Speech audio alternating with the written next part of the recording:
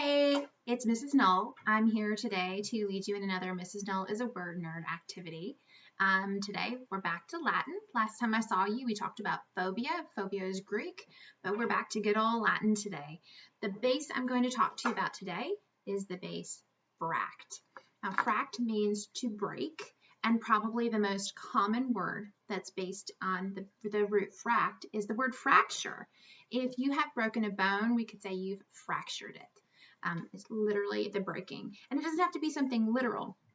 If you and I have a disagreement, we're not getting along, I might say we have fractured our relationship. So a fract can be a physical breaking or figurative breaking. Now, fract, we've talked about some prefixes that can chameleon and change a little bit. Fract is the first base that we've really talked about that has a second common form. The second common form of it is frag, and you can see how those two are very closely related. It's just that that ending is slightly different. Let's manipulate a few words starting with fract, and then we'll switch over and do a couple with frag. Okay, so probably the most common word that's got fract in it, and you all know this from math class, is going to be fraction. So when I'm talking about a fraction, I'm talking about breaking whole numbers apart and talking about just pieces of them. So yeah, fraction is totally related to fract, to break. Let's go ahead and remove this shun for now, but of course it can come in and play in any of these words that we build. But let's talk about a word you might have heard about in science, refract. If you've ever noticed how maybe when you're in the swimming pool, you look down and your arm is straight, and then as soon as you hit the water, it looks like the bottom part of your arm starts at a different spot, goes off at a funny angle. That's refraction. When light passes through water, it's refracted. To break again, refracted, to break again. So it's looking one way coming through air, and then when it goes through the water, it's going in a different direction. It's quite literally the view of it has been broken and is going in a different direction now. Refraction, related to fracture of the bone. Who knew? Let's go ahead and let's talk a little bit about a frag word that I think you all know from language arts and in your writing. I want complete sentences. I don't want fragments. A fragment is literally a broken apart complete sentence. It's missing some pieces if you don't have enough to make it a complete sentence. Fragment, it's all broken up. There's another word with frag. It's not a language arts word, though you've probably read it in a novel. Fragile.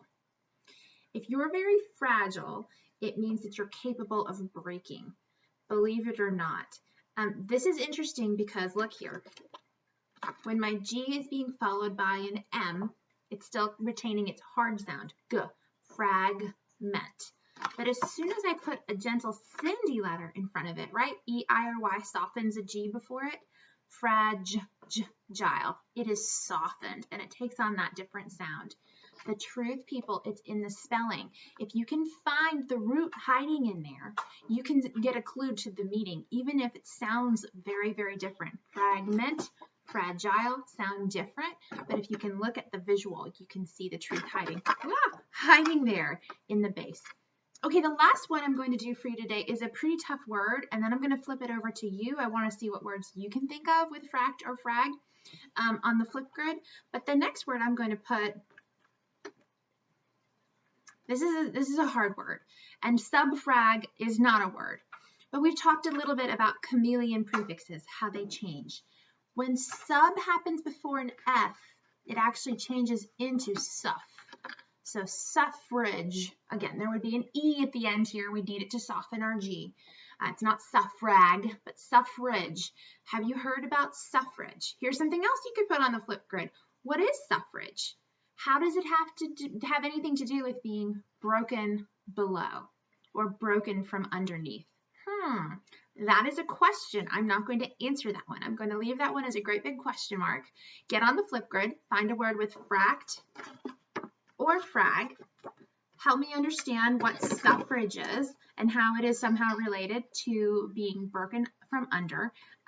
Any of those things. I look forward to seeing you on my Word Nerd.